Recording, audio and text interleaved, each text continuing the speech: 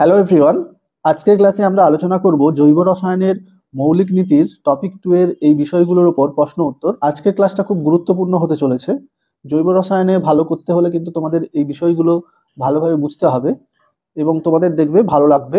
In fact আমি যদি আমার স্কুল লাইফে 11-12 এর কথা বলি, রসায়নের প্রতি ভালোবাসা কিন্তু আমার এই জৈব রসায়নের এই টপিকগুলোর জন্যই হয়েছিল। তোমরা ক্লাসটা মন দিয়ে শোনো। চলো, প্রথমে যে প্রশ্নটি রয়েছে, ইথাইল ক্লোরাইডের কার্বন ক্লোরিন বন্ধন অপেক্ষা ভিনাইল ক্লোরাইডের কার্বন ক্লোরিন বন্ধনের দৈর্ঘ্য ছোট হয় কেন? ইথেন থেকে একটা হাইড্রোজেন চলে গিয়ে যে গ্রুপটা থাকছে সেটা ইথাইল ক্লোরাইড। এদিকে ভিনাইল, মানে ইথিলিন থেকে একটা হাইড্রোজেন চলে গিয়ে যে গ্রুপটা থাকছে সেটা হচ্ছে ভিনাইল ক্লোরাইড। তাহলে বলা হচ্ছে যে ইথাইল ক্লোরাইডের কার্বন ক্লোরিন বন্ধনটা বড়, ভিনাইল ক্লোরাইডের কার্বন ক্লোরিন বন্ধনটা ছোট। তার কারণ হলো রেজোনেন্স এফেক্ট। রেজোনেন্স এফেক্টের জন্য তোমাকে রেজোনেন্স স্ট্রাকচারটা দেখিয়ে দেবে, তারপরে সেটা ব্যাখ্যা করব আমি। তাহলে দেখো, রেজোনেন্স স্ট্রাকচার তোমরা নিশ্চয়ই আঁকা শিখে গেছো। দেখো এখানে যে এই যে লোন পেয়ারটা দিয়ে এখানে একটা পাই বন্ড তৈরি হয়েছে, তাহলে দুটো ইলেকট্রনই ক্লোরিন দিচ্ছে, তাই ক্লোরিনের মাথায় একটা প্লাস চার্জ দাঁড়াচ্ছে। তাহলে এই পাই বন্ডটা ভেঙে পাই বন্ডের দুটো ইলেকট্রন এই CH2 মাথায় চলে আসছে, তার মানে এখানে একটা নেগেটিভ সাইন।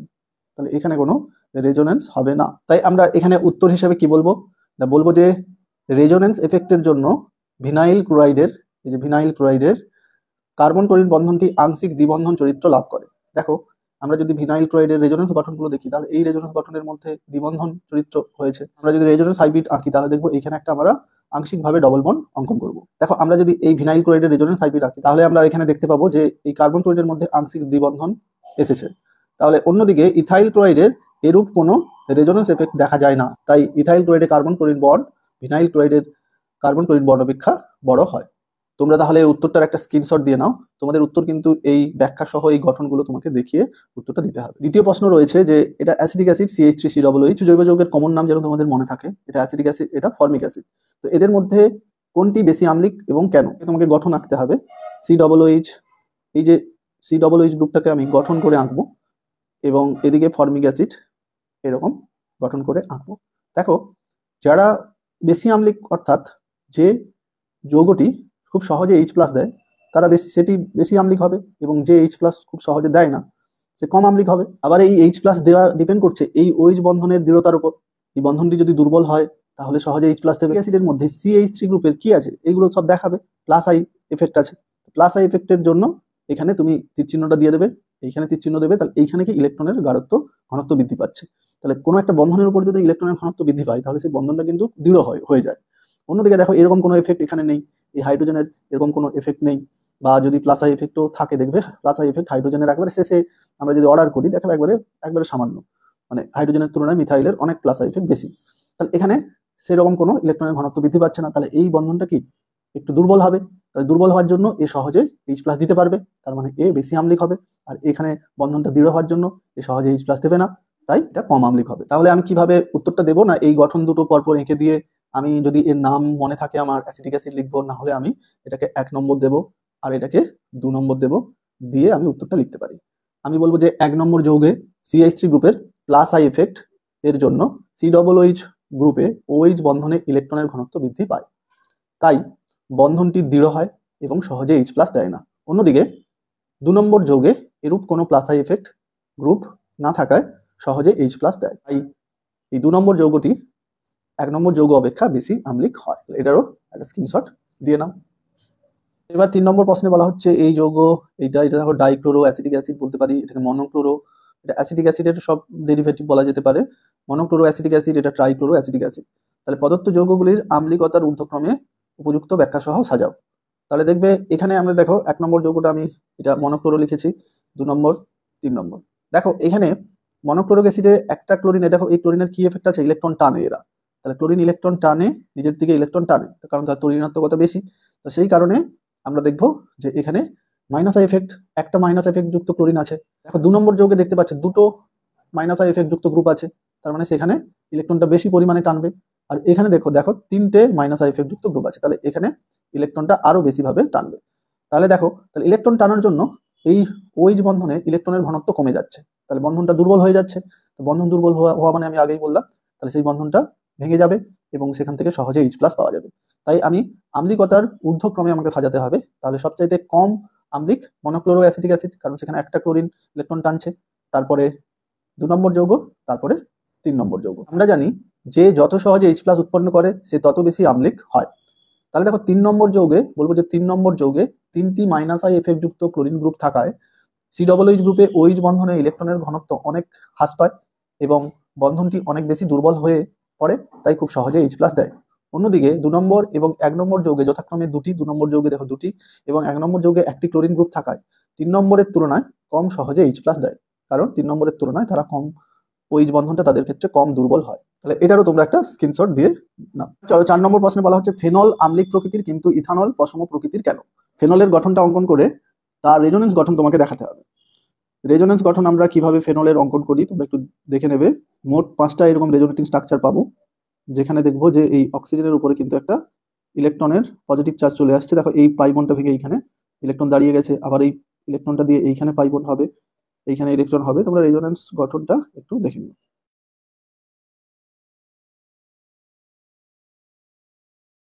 অন্যদিকে আছে দেখো ইথানল অর্থাৎ ইথাইল অ্যালকোহল।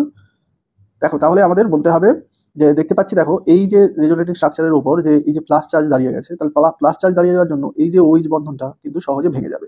এই OH বন্ধন কিন্তু দেখো তার মানে প্লাস চার্জ দাঁড়িয়ে যাওয়ার জন্য এই OH এর উপর ইলেকট্রনের ঘনত্ব অনেক কমে গেছে, তাহলে বন্ধনটা দুর্বল হয়ে গেছে। এছাড়া আমরা আরো বলতে পারি দেখো এই ফেনল যদি একটা H+ দিয়ে দেয় তাহলে এটা তৈরি হবে ফেনক্সাইড। তাহলে ফেনক্সাইড এই যৌগটাও কিন্তু রেজোনেটিং ভাবে খুব স্টেবল। তাহলে দেখো কারণ ফেনক্সাইডের এই যে মাইনাস চার্জটা, ও এর উপর মাইনাস চার্জটা সেটা বেঞ্জিন রিংয়ে ডিস্ট্রিবিউট হয়ে যাচ্ছে, তাই কি এই এরও দেখবে আমরা এরকম 5টা রেজোনেটিং স্ট্রাকচার একই রকম ভাবে আঁকতে পারবো। তাই এটা রেজোনেন্সগতভাবে এটা খুব স্টেবল বা স্থায়ী, সেই কারণে সে সহজে H+ দিয়ে দেবে, কারণ H+ দিয়ে সে ফেনক্সাইড তৈরি হচ্ছে, ফেনক্সাইড যেটা খুব স্টেবল কম্পাউন্ড, তাই সে সহজে H+ দিয়ে দেয়। অন্যদিকে দেখো ইথাইল অ্যালকোহল বা ইথানলে এরকম কোনো রেজোনেন্স এফেক্ট দেখা যায় না, সেখানে বরং যে এই ইথাইলের +I এফেক্টের জন্য এই OH বন্ধনের উপর ইলেকট্রনের ঘনত্ব বেড়ে যাচ্ছে, সেই জন্য এই বন্ধনটা বরং অনেকটা দৃঢ় হয়ে যাচ্ছে, তাই এখান থেকে সহজে H+ উৎপন্ন হবে না। তাহলে আমরা কি বলবো, ফেনল যৌগে OH গ্রুপ +R এফেক্টের জন্য, দেখো এই OH গ্রুপে +R এফেক্ট আছে, তাহলে OH গ্রুপে +R এফেক্ট কেন না, এটা ইলেকট্রন দিয়ে দিচ্ছে, যারা নিজের থেকে ইলেকট্রন দিয়ে রেজোনেন্সে পার্টিসিপেট করে তাহলে সেই গ্রুপগুলোকে আমরা কি বলবো, +R এফেক্ট গ্রুপ বলবো না। ফেনল যৌগে OH গ্রুপ +R এফেক্টের জন্য রেজোনেন্সে অংশগ্রহণ করে এবং OH গ্রুপে O এর উপর আংশিক ধনাত্মক চার্জের জন্য বন্ধনে ইলেকট্রন ঘনত্ব হ্রাস পায় এবং সহজে ফেনল H+ দিতে পারে। আমরা আরো বলতে পারি যে এছাড়া H+ দিয়ে উৎপন্ন ফেনক্সাইড, এই যেটা বললাম ফেনক্সাইড আয়নটি রেজোনেন্স দ্বারা স্থায়ী হয়, তাই আরো সহজে H+ দিতে পারে, তাই ফেনল আম্লিক প্রকৃতির হয়। অন্যদিকে ইথাইল অ্যালকোহলে ইথাইল গ্রুপের +R এফেক্টের জন্য OH বন্ধনে ইলেকট্রন ঘনত্ব বৃদ্ধি পায়, তাই H+ দেয় না বললেই চলে, এই কারণে এটি পশম হয়। তাহলে তোমরা এটারও একটা স্ক্রিনশট দিয়ে নাও। 5 নম্বর প্রশ্নে কি বলা হচ্ছে না, অ্যাসিটিক অ্যাসিড ও মনোক্লোরো অ্যাসিটিক অ্যাসিডের মধ্যে কোনটি বেশি আম্লিক এবং কেন? তাহলে আমরা দেখো অ্যাসিটিক অ্যাসিডের স্ট্রাকচারটা সেই আগের মতো ভাবে লিখে নেব, গঠন সংকেতটা। তারপর দেখো মনোক্লোরো মানে একটা এখানে একটা ক্লোরিন থাকবে, তাহলে মনোক্লোরো এটা অ্যাসিটিক অ্যাসিড। তাহলে একই রকম ভাবে দেখো এই যে CH3 গ্রুপের এখানে লিখবো +I এফেক্ট আছে, আর এখানে ক্লোরিনের কি আছে দেখো ইলেকট্রন এরকম ঠেলছে আর এটা কি ইলেকট্রন টানছে, তাহলে এইখানে লিখবো -I এফেক্ট। দেখো প্রশ্নের উত্তরের সাথে সাথে এই বিষয়গুলো দিলেই কিন্তু স্যাররা বেশি সেটা পছন্দ করবেন, স্যাররা বুঝে যাবেন যে তুমি কি বলতে চাইছো, ভাষাটার মধ্যে অতটা তারা ভুল ত্রুটি তখন দেখবেন না। দেখো তাহলে আমরা এখানে দেখতে পাচ্ছি যে ক্লোরিনের -I এফেক্টের জন্য OH বন্ধনে ইলেকট্রনের ঘনত্ব কমে গিয়ে এখান থেকে সহজে H+ পাওয়া যাবে, আর দেখো এইখানে ইলেকট্রন ঘনত্ব বৃদ্ধি পেয়ে এই বন্ধনটা দৃঢ় হয়ে যাওয়ার কারণে H+ সহজে উৎপন্ন হবে না, তাহলে মনোক্লোরিক অ্যাসিটিক অ্যাসিড বেশি আম্লিক। বলবো না অ্যাসিটিক অ্যাসিডে CH3 গ্রুপের +I এফেক্টের জন্য COOH গ্রুপে OH বন্ধনে ইলেকট্রন ঘনত্ব বৃদ্ধি পায়, তাই সহজে H+ দেয় না। অন্যদিকে মনোক্লোরো অ্যাসিটিক অ্যাসিডে ক্লোরিনের -I এফেক্টের জন্য COOH গ্রুপে OH বন্ধনে ইলেকট্রনের ঘনত্ব হ্রাস পায়, তাই সহজে H+ দিতে পারে। প্রশ্নে বলা হচ্ছে অ্যানিলিন এবং মিথাইল অ্যামিনের মধ্যে কোনটি অধিক ক্ষারীয় এবং কেন? এটা হলো অ্যানিলিন। অ্যানিলিন গঠন একে এই লোন পেয়ারটা দিয়ে, দেখো রেজোনেন্স গঠনগুলো কিন্তু তোমাদের আঁকা প্র্যাকটিস করতে হবে, একটা যদি আঁকা বুঝে যাও তাহলে কিন্তু খুব সহজে আঁকতে পারবে। এই জৈব রসায়নের প্রাথমিক ধারণার থিওরির ওপর আমি ক্লাস করতে পারি। তাহলে এখানে দেখো এই যে পাই বন্ডটা ভেঙে এখানে ইলেকট্রন চলে আসছে, তাহলে এইটা আমার আর যেখানে যা আছে সেটা একই থাকবে। এবার আবার এখানে আমাকে তীরচিহ্ন দিয়ে পরের স্ট্রাকচারটা লিখতে হবে, তাহলে এই যে ইলেকট্রনটা দিয়ে এইখানে পাই বন্ড তৈরি হবে আর এই পাই বন্ডটা ভেঙে এই কার্বনের উপর ইলেকট্রন জোড়টা চলে আসবে। তাহলে দেখো NH2 গ্রুপের ইলেকট্রন দিয়ে রেজোনেন্সে অংশগ্রহণ করছে, তাহলে এটা কি +R এফেক্ট আছে। তাহলে অন্যদিকে দেখো আমরা যদি মিথাইল অ্যামিন বলি, মিথাইল অ্যামিন দেখো এখানেও নাইট্রোজেনের উপর লোন পেয়ার আছে, তাহলে এই মিথাইল গ্রুপের কি আছে +I এফেক্ট আছে, +I এফেক্টের জন্য এই নাইট্রোজেনের উপর আরো ইলেকট্রনের ঘনত্ব বৃদ্ধি পাচ্ছে। ক্ষারকত্ব ডিপেন্ড করে এই ইলেকট্রন জোড় কত সহজে দিতে পারে। যে যত সহজে এই ইলেকট্রন জোড় দিতে পারবে তাহলে সে বেশি ক্ষার হবে, কারণ এই ইলেকট্রন জোড় দিয়ে সে H+ গ্রহণ করে। যারা H+ গ্রহণ করে তারা হচ্ছে ক্ষার, যারা H+ দেয় তারা অ্যাসিড। তাহলে এই ইলেকট্রন জোড় সহজে অ্যাভেলেবল হলে, মানে এখানে ইলেকট্রনের ঘনত্ব যত বৃদ্ধি পাবে তাহলে সেই ইলেকট্রনটা সহজে সে দিতে পারবে, তাই ক্ষারকত্ব বৃদ্ধি পাবে। তাহলে এখানে দেখো অ্যানিলিনের এই যে লোন পেয়ার, নাইট্রোজেনের উপর যে লোন পেয়ারটা রয়েছে, সে কিন্তু প্লাস আর এফেক্টের জন্য রেজোনেন্সে অংশগ্রহণ করায় এখানে কিন্তু লোন পেয়ারের অ্যাভেলেবিলিটি কমে যাচ্ছে। অন্যদিকে দেখো মিথাইলের প্লাস আর এফেক্টের জন্য এখানে ইলেকট্রনের ঘনত্ব বৃদ্ধি পাচ্ছে, তাই ক্ষারকত্ব বৃদ্ধি পাচ্ছে। দেখবো যে অ্যানিলিন যৌগে NH2 গ্রুপটির প্লাস আর এফেক্টের জন্য এনের নিঃসঙ্গ ইলেকট্রন জোড় বেঞ্জিন রিং এর সঙ্গে রেজোনেন্সে অংশগ্রহণ নেওয়ায় এনের ইলেকট্রন ঘনত্ব হ্রাস পায়, তাই সহজে ইলেকট্রন দান করতে পারে না, তাই এর ক্ষারকত্ব কম হয়। অন্যদিকে মিথাইলামিনে CH3 গ্রুপের প্লাস আই এফেক্টের জন্য এনের ওপর ইলেকট্রন ঘনত্ব বৃদ্ধি পায় এবং সহজে ইলেকট্রন দান করতে পারে, তাই এর ক্ষারকত্ব বেশি হয়। তাহলে এটারও তোমরা একটা স্ক্রিনশট নিয়ে নিতে পারো। চলো এবার আমরা 7 প্রশ্নটা করব। এখানে বলা হচ্ছে যে এই 3টে যৌগের মধ্যে কোন কার্বোক্যাটায়নটি সর্বাধিক সুস্থিত। বলছে ব্যাখ্যা দিতে হবে না, তোমাকে কোনটি সবচেয়ে সুস্থিত সেটা খালি বলতে হবে। তাহলে সেটা বোঝার জন্য তোমাকে অবশ্যই গঠনগুলো এঁকে ব্যাপারটা বুঝতে হবে। মোট যৌগটা রয়েছে C6H5 বলতে সেটা ফিনাইল গ্রুপ, তাহলে ফিনাইল C6H5, তার সাথে রয়েছে CH2+। অন্যদিকে রয়েছে CH3, এটা হচ্ছে 3 ডিগ্রি কার্বোক্যাটায়ন। জানি এই প্লাস চার্জটা, এই যে প্লাসের বোঝা যত কমে যাবে তত সেটা স্টেবল হয়ে যাবে। কোনো এফেক্টের জন্য যদি এখানে প্লাস চার্জটা কমে যায় তাহলে সেটাই বেশি স্টেবল হবে। প্লাস আই এফেক্টের জন্য এখানে কিন্তু ইলেকট্রনের ঘনত্ব কিছুটা কমে যাবে, কিন্তু এখানে দেখো আরো কমে যাবে, কারণ এখানে 3টে মিথাইল গ্রুপের প্লাস আই এফেক্ট আছে। থেকে এখানে একটা রেজোনেন্স গঠন দেখার কারণে দেখো এইখানে যখন ডবল বন্ডটা হয়ে যাবে তাহলে কিন্তু আমরা দেখতে পাবো যে এইখানে এই যে প্লাস চার্জটা তাহলে কি আবার এইখানে চলে আসছে, মানে প্লাস চার্জটা চারিদিকে পুরো যৌগের মধ্যে ডিস্ট্রিবিউট হয়ে যাচ্ছে, যার কারণে কি এখানে এই যৌগটাও কিছুটা স্টেবিলিটি লাভ করবে।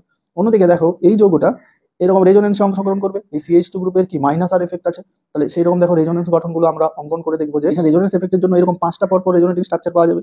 তো 5টা যার যত রেজোনেটিং স্ট্রাকচার পাওয়া যাবে সেটা বেশি স্টেবল হবে, মানে কারণ এই প্লাস চার্জটা দেখো পুরো বেঞ্জিন রিং এর সঙ্গে যখন এখানে ইলেকট্রন চলে যাবে এখানে প্লাস হবে, তারপরে দেখো আবার যখন এইখানে বন্ডটা শিফট করবে তখন এইখানে প্লাস হবে, দেখো এইখানে প্লাস হবে, মানে এই প্লাস চার্জটা আবার প্রত্যেকটা গঠন যখন এইখানে ডবল বন্ড এই প্লাসটা এখানে আর থাকছে না, তার মানে প্লাস চার্জটা চারিদিকে ডিস্ট্রিবিউট হয়ে যাওয়ার কারণে তাহলে এখানে এটা অনেকটা বেশি স্টেবল হবে।